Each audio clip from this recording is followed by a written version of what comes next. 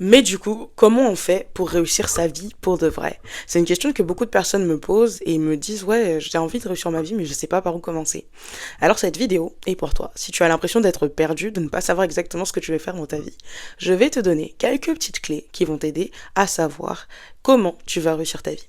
On commence tout de suite, mais d'abord je vais me présenter. Moi c'est Rachel et je suis la fondatrice de Become Her, une communauté de femmes ambitieuses. J'ai un coaching, un club privé qui va ouvrir ses portes dans quelques mois pour permettre aux femmes de devenir la meilleure version d'elles-mêmes. Alors j'organise des événements physiques, des événements virtuels, des challenges, vraiment beaucoup de choses qui sont mises à la disposition de toutes les femmes qui veulent devenir la meilleure version d'elles-mêmes. Et aujourd'hui, on se retrouve ensemble sur cette chaîne YouTube pour parler de la réussite dans la vie.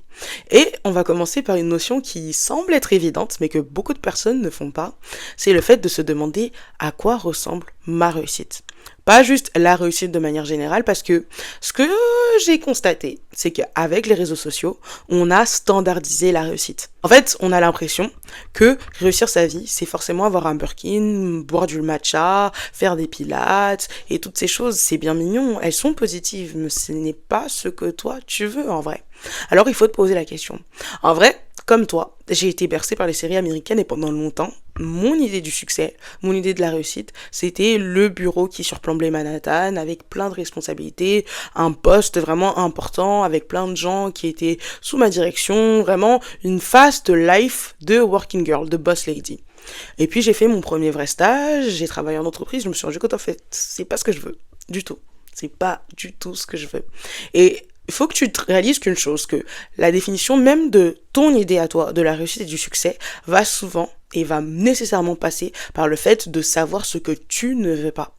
Parce que il y a des moments dans la vie où tu vas avoir des opportunités qui semblent être parfaites, qui semblent être magnifiques, mais c'est pas ce que tu veux. Et il faut que tu sois assez forte et assez sûre de toi pour savoir refuser. Même si ça semble être parfait, même si ça semble être le summum même de la réussite, si c'est pas aligné avec toi, même quand tu auras cette chose, tu seras insatisfaite. Tu auras l'impression d'avoir semi-réussi ou de juste pas être à ta place en fait. Parce que de base, c'est pas du tout ce que tu voulais. Ça n'entrait pas dans ton idéal à toi de la réussite et du succès. Alors, si tu veux réussir ta vie, il faut que tu commences avec cette première étape. Que tu te poses la question, ok, moi je vais le faire avec moi-même, mais Rachel, qu'est-ce que c'est la réussite selon toi? Et qu'est-ce que tu ne veux pas pour ta vie? Qu'est-ce que tu considérais comme étant une vie qui est réussie? Si tu venais à prendre ton dernier souffle dans, je sais pas, 50 ans, 70 ans, 80 ans, je sais pas combien de temps je vais passer sur la Terre, mais ce qui est sûr, c'est qu'il y a des choses que j'ai déjà définies comme étant des choses que je ne veux pas pour ma vie. Même si elles semblent être positives, même si elles semblent être géniales, mais c'est des choses que je ne veux pas. Par exemple, moi, j'ai jamais aspiré à vivre au Canada. Il y a beaucoup de gens qui vont dire oui, mais moi ça c'est mon idéal, c'est ce que je veux. Moi, j'ai toujours su que c'est pas du tout ce que je voulais, tu vois. Je sais que j'ai envie d'évoluer et de vivre plus tard dans un pays anglophone. Et ça se fera au temps opportun. Mais tu dois te poser ces questions-là. Qu'est-ce que je ne veux pas et qu'est-ce que je veux vraiment? À quoi ressemble la réussite selon moi? Pas selon mes parents, pas selon mon entourage, pas selon ce que les profs ont dit de moi. Qu'est-ce que je considérais comme étant une vie réussie si je venais à arrêter de respirer tout d'un coup, tu vois? Et tu vas marcher petit à petit vers cet objectif. Et ça m'emmène au point numéro 2, qui est que tu peux avoir les meilleurs objectifs du monde, si tu peux avoir les meilleures ambitions du monde, mais si tu ne crois pas en toi, elles ne deviendront jamais une réalité. Parce qu'on ne fait aucun effort si on ne croit pas en la chose, en fait. Et ce que je constate même avec mes clientes, c'est que parfois elles me disent, ok, j'ai envie de lancer un business. Et je fais le point avec elles, je fais le bilan et je me rends compte que oui, t'es effectivement la personne parfaite pour lancer ce business. Mais ensuite, elles vont commencer à me dire oui, mais j'ai l'impression que y a déjà telle personne qui le font, il y a ci, il y a ça, il y a ci, il y a ça. Et en fait, tout cela, c'est en train de surligner le fait que elles ne croient pas en elles. Elles ne croient pas qu'elles ont raison d'avoir ces ambitions-là, qu'elles ont raison d'avoir ces grands rêves-là, qu'elles sont capables de faire ces choses-là, qu'elles sont capables de créer et d'emmener les choses à la réalité, en fait, parce que pendant longtemps, elles se sont limitées, parce que parfois, elles ont été entourées par des personnes qui leur ont fait croire qu'elles étaient nulles, qu'elles étaient incapables, et ainsi de suite, et ainsi de suite, toutes ces choses qui sont dégradantes et négatives et qui impactent, en fait, l'identité, la création d'identité d'une personne.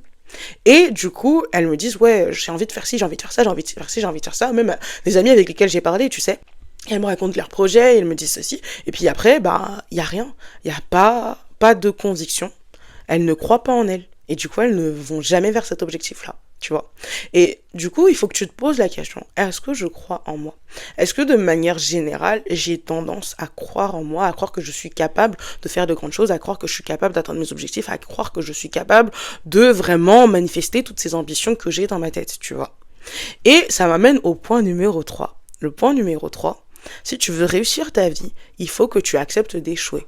Et on va s'arrêter un petit temps, on va en parler pendant une petite minute de l'échec. Parce que c'est quelque chose qui est considéré comme un grand mot. Pour beaucoup de personnes, elles ont peur de l'échec.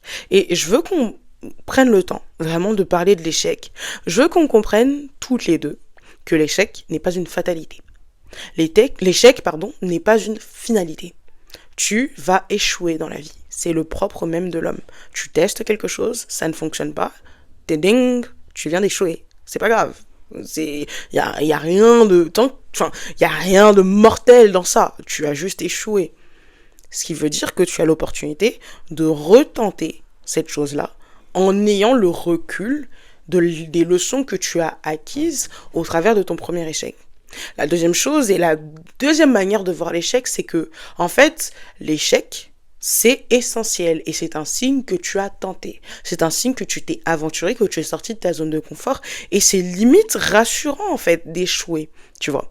Parce que tu échoues dans une chose que tu as commencé. Tu échoues dans une chose que tu as initiée. Si tu n'as rien commencé, si tu ne fais rien, s'il n'y a pas de mouvement, il n'y a pas d'échec. L'échec est un signe pour moi, une validation d'un effort qui a été fourni. Et c'est totalement ok. C'est plus que ok. En fait, souvent sur les réseaux sociaux, parce que j'en parle souvent des réseaux sociaux, parce que c'est au travers de ce prisme-là que beaucoup de personnes voient leur propre vie, leur propre réussite, ils ont tendance, les créateurs de contenu, les influenceurs qu'on a, et même les marques, ont tendance à ne pas nous montrer leurs échecs. Parce que c'est comme ça, c'est l'être humain, on préfère voir le beau, on préfère voir le positif, mais je t'assure, s'ils venaient à filmer tous leurs échecs, tu serais rassuré. La plupart des personnes que tu as vues et que tu admires actuellement ont échoué énormément de fois. Énormément de fois. Et ont échoué même parfois très longtemps avant d'avoir cette percée-là ou ce changement drastique dans leur vie. Mais elles ont échoué. Et si tu veux être une personne qui réussit dans la vie, tu dois être ok avec le fait d'échouer. Et ça m'amène au troisième point, qui fait peur à beaucoup de personnes, mais c'est le fait d'essayer. Si tu veux réussir dans la vie, il va falloir que tu acceptes que tu dois essayer plein de choses. Parce que rien ne sera jamais parfait. Donc tu dois tenter. Tu dois tenter. Et moi, ce que je dis et ce que j'essaie de me mettre en tête, c'est que chaque tentative est un brouillon. C'est pas le produit fini. C'est pas grave. J'aurai le temps de perfectionner par la suite. Tu vois. Le fait d'accepter que tu essayes, le fait d'accepter que tu es en train d'essayer, que tu es en train de tenter quelque chose, ça te permet d'avoir une démarche de scientifique et pas d'avocat. Tu vois. C'est-à-dire que tu vas pas être dans la condamnation. Tu vas pas être censé être dans la justification de toute chose pour essayer de produire absolument un résultat certain, mais tu vas plutôt être dans cette optique de tentative, de tenter les choses. Et au pire des cas, on verra, il faudra réaffiner, il faudra réajuster, mais tu te dois d'essayer.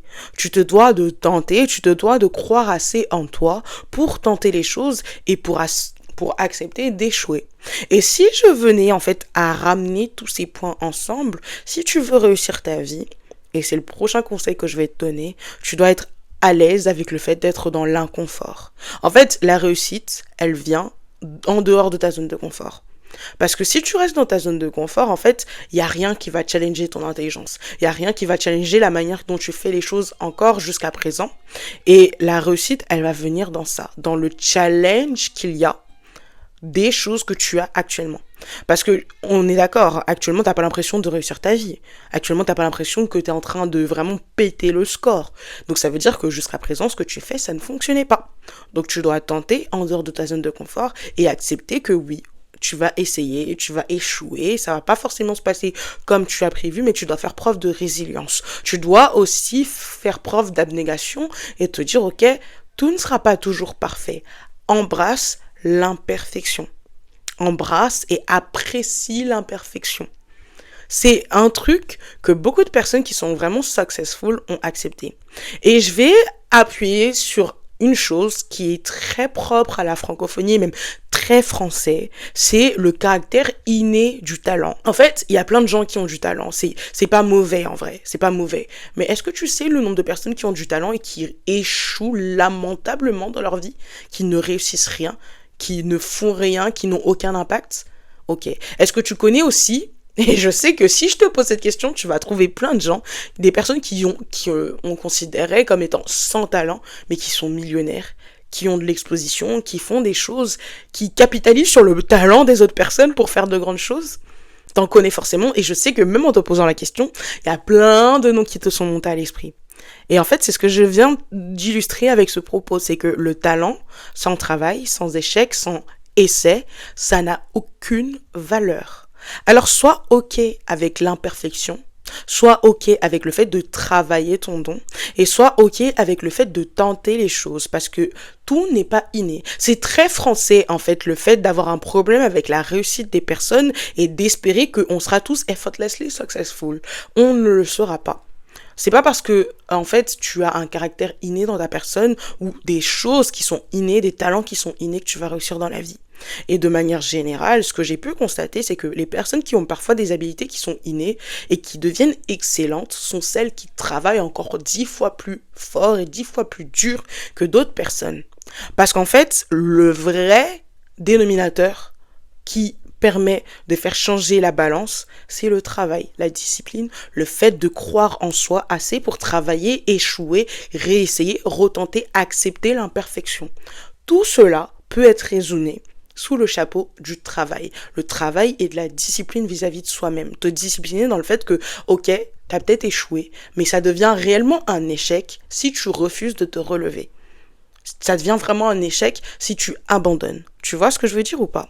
Donc vraiment, objectivement, pour réussir sa vie, il faut pas grand-chose. Il faut croire en soi, il faut accepter d'échouer, il faut accepter d'essayer, il faut accepter l'imperfection, et il faut accepter de travailler de manière intègre, de manière sincère, mais de fournir des efforts. Parce que rien ne vient si tu ne fournis aucun effort. Et que tu pourrais avoir tous les talents et tous les dons du monde, si tu ne travailles pas, si tu n'essayes pas, si tu n'essayes pas de t'améliorer, si tu ne tentes pas des choses, tu n'obtiendras absolument rien. Donc j'espère que cette vidéo a pu t'aider à comprendre déjà où tu en es par rapport à cette échelle du succès, de la réussite, et comment tu veux te conduire pour enfin obtenir la réussite, enfin avoir du succès dans ta vie. Je t'embrasse et on se retrouve la semaine prochaine.